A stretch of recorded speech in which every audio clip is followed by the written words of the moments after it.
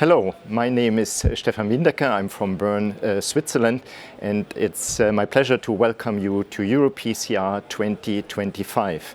More specifically, it's my pleasure to introduce you to Flavio Ribichini, who discussed the results of the FAITAVI trial during the late-breaking clinical trial sessions. Welcome, Flavio. Welcome, Stephan. Well, Flavio, tell us a little bit about the idea and how you came up with the concept to perform FAITAVI.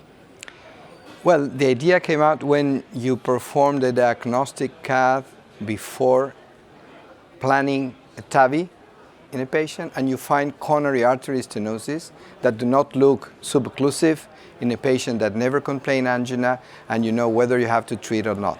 So this question has never been clearly addressed. The guidelines recommend to perform PCI whenever you find a lesion which is more than 70%, but there is absolutely no evidence behind that.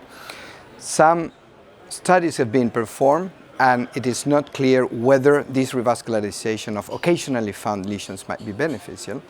And so we thought it could be a good idea to test the reliability and the predictive value of good old physiology, as we do in all stable patients, because these are indeed stable lesions in asymptomatic patients. So a true gap in evidence, as you pointed out, and I think for the audience it's also important to know that actually coronary artery disease is the most frequent cardiac comorbidity in patients undergoing TAVI. So tell us a little bit about the design of the trial. What are the essential design features of the trial? Well, what we thought was exactly what has been done in stable patients to interrogate the lesion with FFR. We know that FFR provides benefits since the times of the FAME trial, and we thought about repeating the FAME trial in a patient with aortic stenosis before changing the valve in a TAVI patient. So first of all, we validated the measurements we got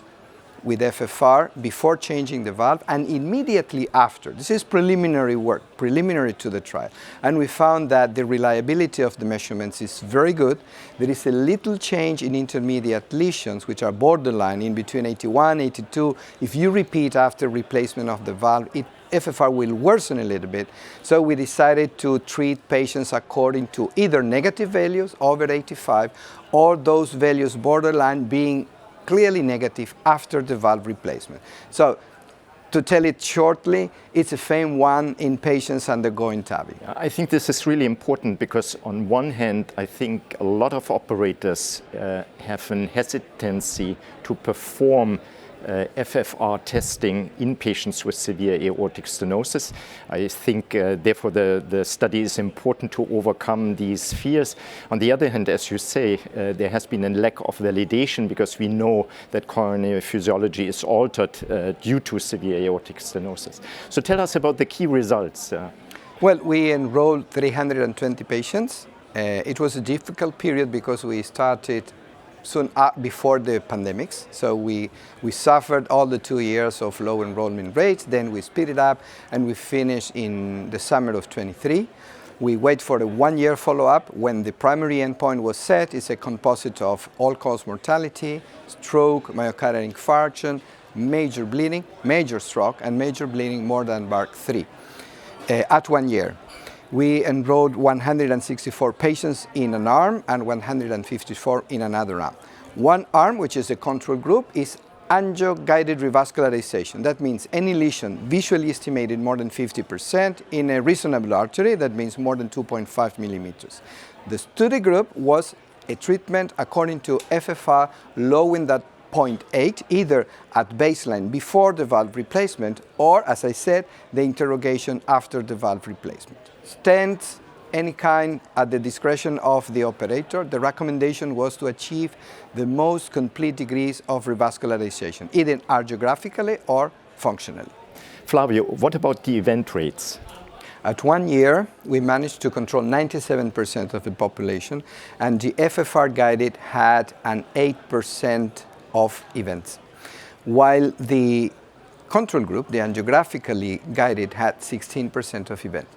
These events were mainly driven by global mortality, not cardiovascular mortality, global mortality, which was a significant difference in favor of the FFR group. Stroke, we didn't achieve significantly difference, but still it's something like 2.6 against 0.5%. And then the need for revascularization, which again is not significantly different, but there are cases in the angio-guided and there is none in the FFR-guided. Other endpoints like bleeding, like vascular complications, acute kidney disease, or the success of the implantation rate were totally indifferent. Wonderful.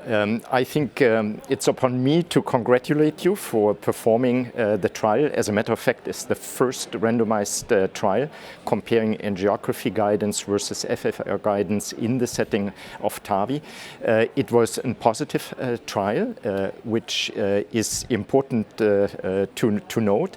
And I think it established the feasibility of FFR measurements in the setting of patients with coronary artery disease and undergoing transcatheter aortic valve implantation.